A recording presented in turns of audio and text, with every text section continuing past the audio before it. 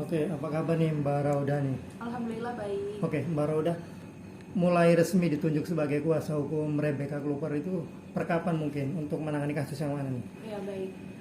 Saya ditunjuk oleh RK atau Rebecca Klooper pada tanggal 4 Oktober 2023 pada saat kasus penyebaran konten pornografi ya yang baru-baru beredar belakangan ini.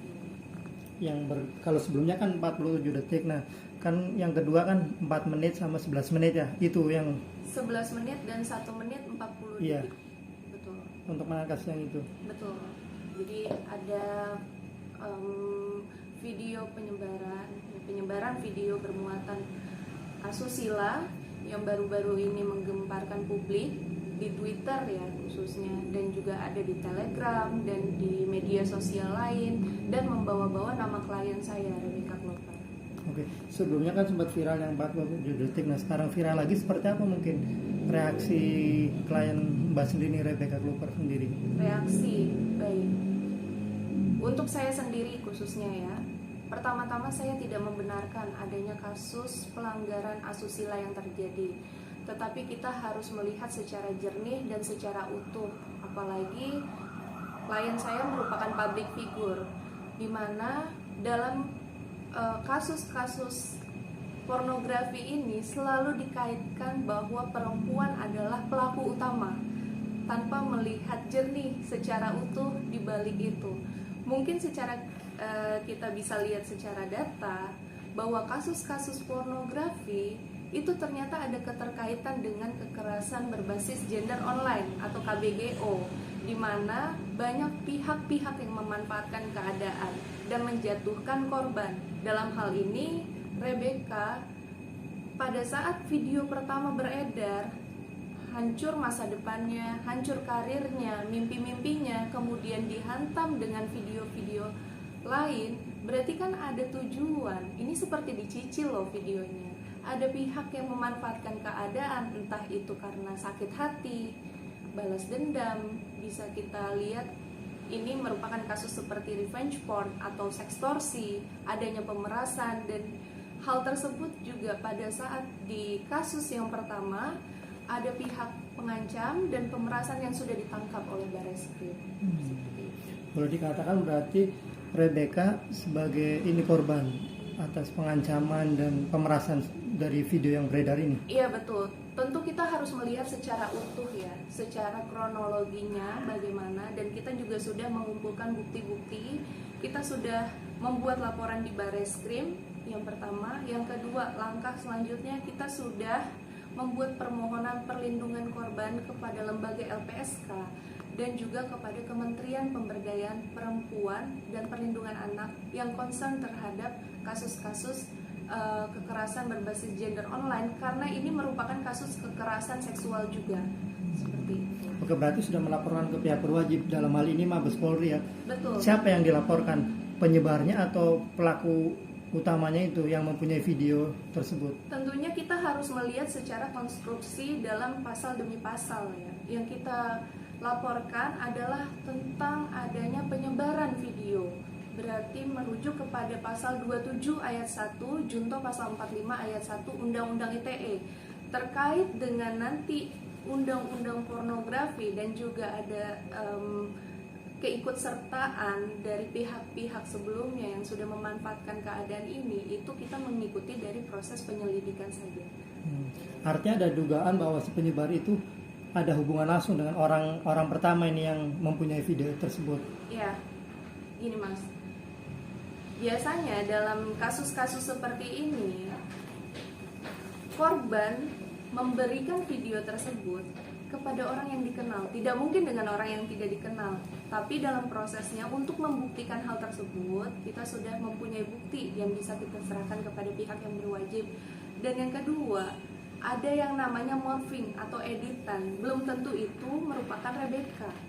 Jadi dalam prosesnya kita ikuti saja penyelidikan dari pihak yang berwajib. Sementara ini kami juga mendukung adanya laporan juga dari Asosiasi Lawyer Muda Indonesia yang kemarin juga melaporkan adanya penyebaran video ini. Karena bagaimanapun bukan hanya dilihat dari sudut pandang siapakah model yang ada dalam video tersebut, tetapi adakah indikasi tentang tujuan di balik penyebaran video ini. Oke, tadi kan sempat bilang adanya pengancaman dan pemerasan. Artinya sebelum video itu beredar, Rebecca sudah dihubungi dulu dong oleh pihak tertentu bahwa menginginkan sejumlah uang atau seperti apa? Tentunya kita sudah mempunyai bukti dan kita sudah menyerahkan kepada pihak yang berwajib untuk itu. Jadi saya tidak asal ngomong ya, ataupun tidak melempar kepada pihak lain, tetapi dalam proses ini ada kronologi yang membuat klien saya menjadi korban yang sesungguhnya.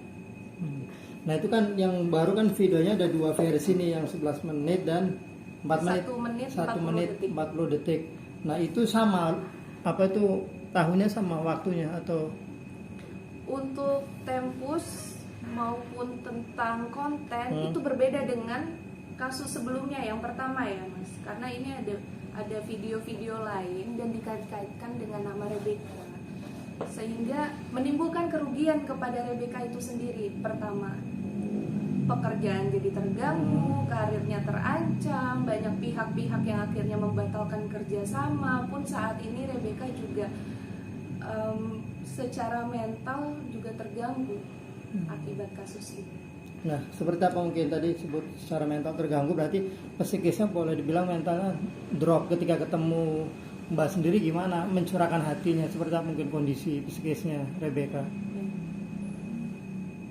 Kadang seseorang itu tidak merasa dirinya adalah korban, sehingga dia melihat dari penilaian luar, penilaian masyarakat dia sebagai pelaku dan menjatuhkan dirinya adalah pelaku utama.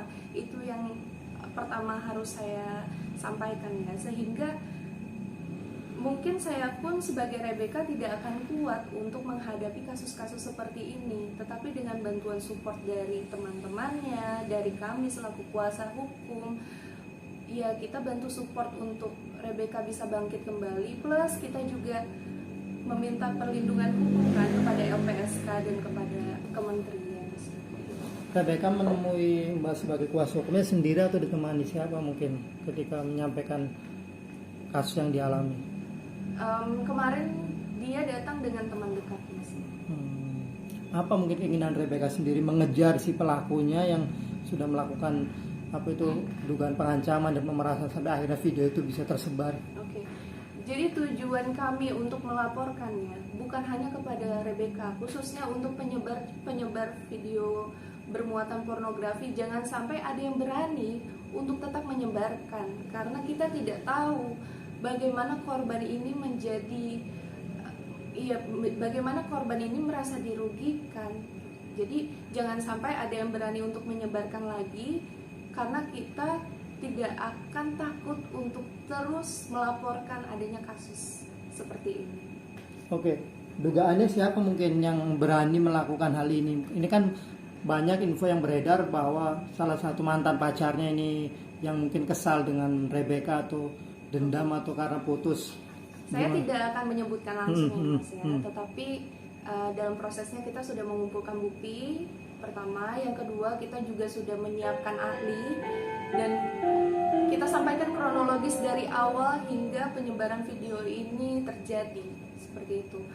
Maupun nanti akan dikaitkan dengan mantan pacar mungkin karena ada sakit hati, yaitu nanti kita serahkan kepada pihak yang berwajib. Setelah mengumpulkan itu semua, apa kesimpulan yang dapat diambil? Motifnya apa mungkin pihak mantan pacar itu menyebarkan? Saya tidak menyebutkan langsung tentang mantan mungkin pacar orang lain yang menyebarkan video itu. Apa intinya ada pihak-pihak yang tetap memanfaatkan keadaan seperti ini. Saya pastikan ada pihak-pihak yang memanfaatkan keadaan. Kemarin berarti udah ngelapor ke Mabes, Barreskrim, sudah ada tersangka atau pelakunya ada? Saat ini masih dalam proses penyelidikan. Masih yang menyebarkan itu? Untuk yang menyebarkan kita juga sudah siapkan beberapa link ya yang sudah menyebarkan. Pun ada bukan hanya video full ya, tetapi juga ada video-video potongan dan dikaitkan dengan foto Rebecca. Mbak ada rasa ini nggak sih Mbak, gelisah, rasa takut Rebecca sendiri ketika hal itu terus menyerang Rebecca ini. Kemarin kan yang pertama tiba-tiba ada lagi, takutnya nanti ada muncul lagi, ada rasa ketakutan di situ nggak mungkin Rebecca? Saya rasa itu manusiawi ya, ketika seorang perempuan utamanya, apakah adil sudah diancam, dilakukan pemerasan, kemudian dihakimi oleh masyarakat atau sebagian orang, pasti muncul rasa kekhawatiran, rasa takut untuk bersosialisasi.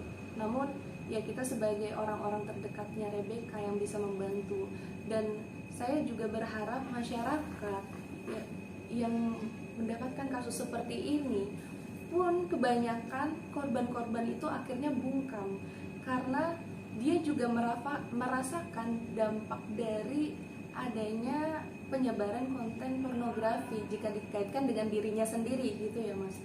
Jadi saya rasa manusiawi sebagai seorang perempuan jika dia merasa gelisah, mentalnya terganggu, sampai akhirnya dia ke psikiater dan psikolog, itu merupakan dampak bagi korban. Rebecca sempat datangi juga psikolog psikiater untuk menenangkan pikirannya atau gimana? Itu salah satu cara untuk menenangkan dirinya. Baik, tadi sebut ada pemerasan, berapa yang sempat Rebecca keluarkan untuk si pelaku yang diduga memeras itu?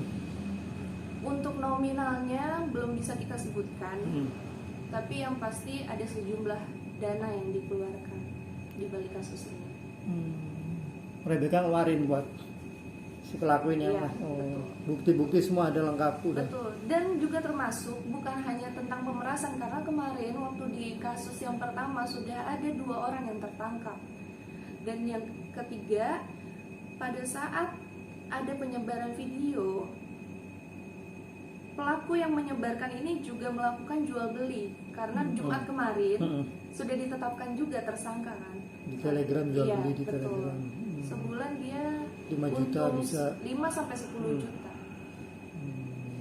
Oke, mungkin apa sebagai kuasa hukum Rebecca, apa harapan pesannya buat mungkin masyarakat luas yang selama ini mungkin berpikir bahwa buruk kepada Rebecca ini karena videonya bukan hanya sekali, ada 2 kali 3 kali yang beredar, apa mungkin?